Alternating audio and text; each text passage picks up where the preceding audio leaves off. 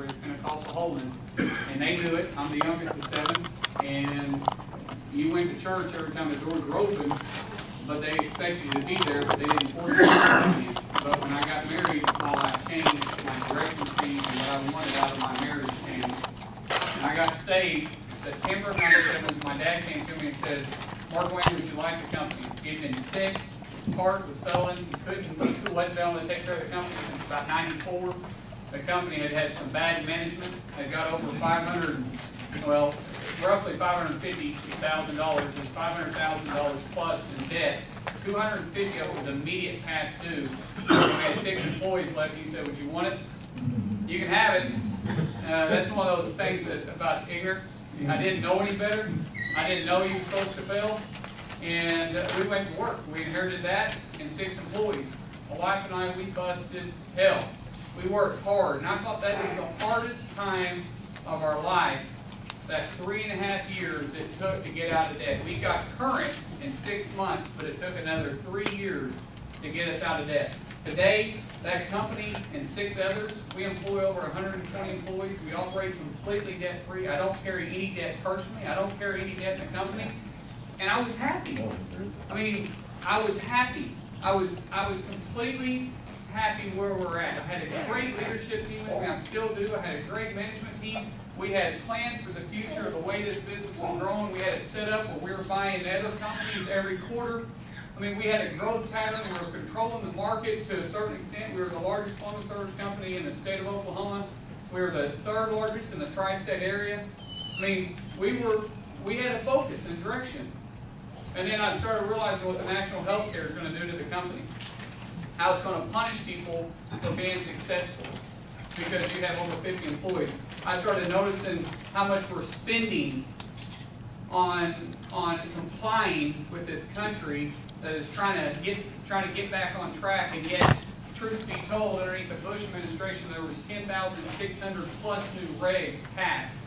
Underneath his 8 years, underneath his current administration, there's been 10,200 new laws and new regs passed, which become law of the land. And they say we're only having to comply with 70% of them, yet I'm having to spend over 40 cents on every dollar that comes in to comply to stay in business. We operate all 3 key principles: customer service first, hire and fire right, pay as you go. Those seem pretty simple. I mean, if you don't get in debt and you hire the best people and you have truly 100% customer satisfaction, how can a company not succeed? Well, I can tell you now, because a regulatory agent can walk in, EPA can walk in and say, "This is what you got to do now," and give you a fine that you didn't even know you were messing up on, and there's nothing you can do except comply or pay the fines.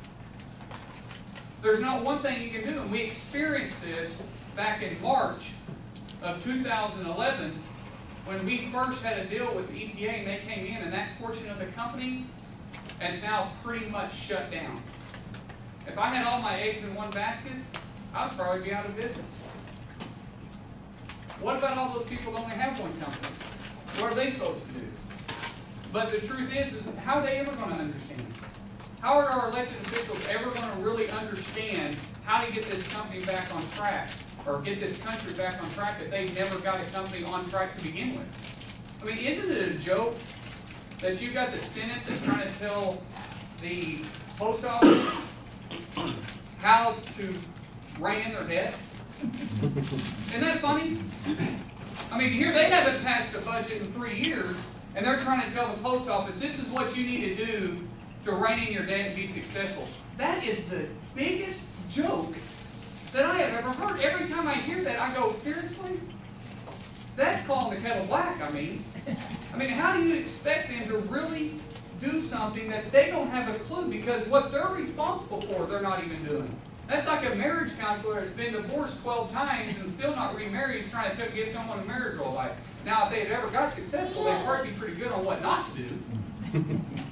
But the only thing is they haven't proved to be successful yet. And yet they're out there trying to tell the post office, and yet that same group is trying to tell us that they're going to get this economy back on track. We've got careers up there making decisions that's best for their re-election, and there's absolutely no way they're ever going to change. because there's not one of us in here that would fire yourself. Would anybody walk in to your boss, or if you were self-employed, and say, I'm fired, I'm going home, I'm fired, I've done a horrible job, I'm fired.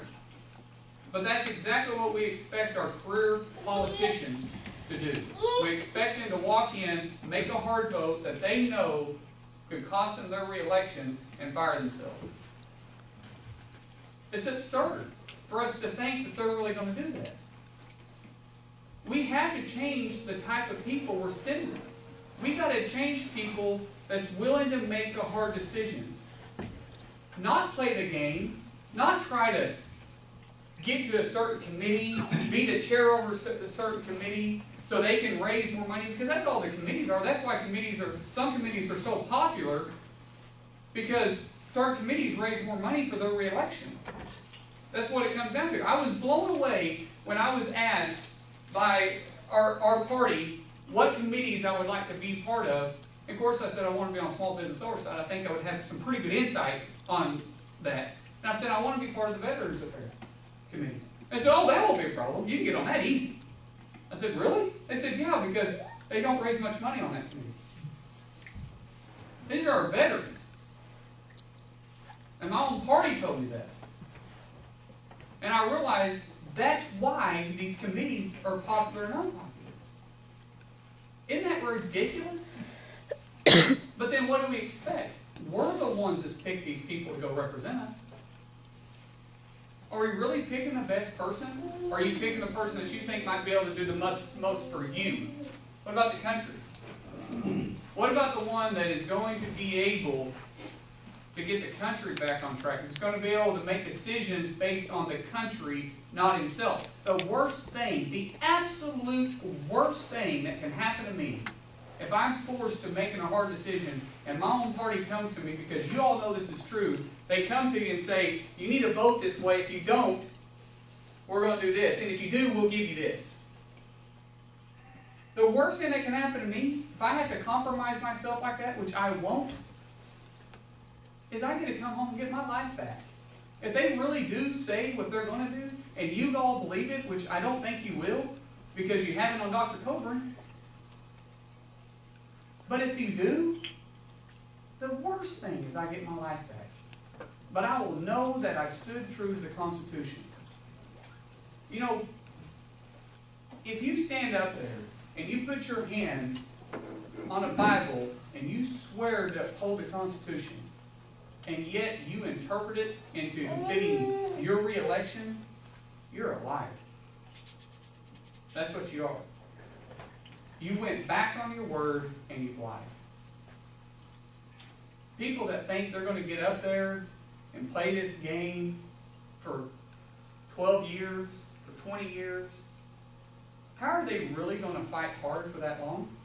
How are they really going to be able to stay in the fight when they don't have a clue when their time's going to end? I mean, I've competed my whole life. And the practices I went to were the best, the ones I got the most out of was when the coach told me when the practice was going to end. When he said, we're going to practice from 4 to 6, at 6 o'clock, we're done. That coach got 100% of me for those 2 hours. Because I knew as soon as 6 o'clock came, if I wanted to pass out on that mat, I could pass smooth out. But if I had a coach that sat there and told me that he didn't know how long practice was going to last, he was in a bad mood, he wasn't in a hurry to get anywhere, and he sat over there in the corner and blew the whistle, beep, beep, beep. All I heard was a beep in my head, and I started pacing myself immediately. We can't afford to pace ourselves anymore. We're at a critical time and a critical moment in this country, and if we keep sitting back and letting the people that's ruling this country get away with buying off our votes, buying off congressional votes, and we continue to let these elected officials get up there and not know how long they're going to be in the fight, and they start pacing themselves like all of them are doing right now, we're going to end up with the exact same results. I've got 6 years, and during those 6 years, I'll give you 100%. I don't care. They can't threaten me. I'm having to step away from a company that's providing our living. I don't make a living doing this. I don't ever want the title Congressman. I want to be Markwayne Mullin, and I'm serving you. That's what I'm doing. I'm serving you. And a servant is supposed to take care of. They're supposed to be the least. Right? I'm not there to take care of issues that's affecting every day of our life. When I come back, I've got to live with what I got accomplished or didn't get accomplished.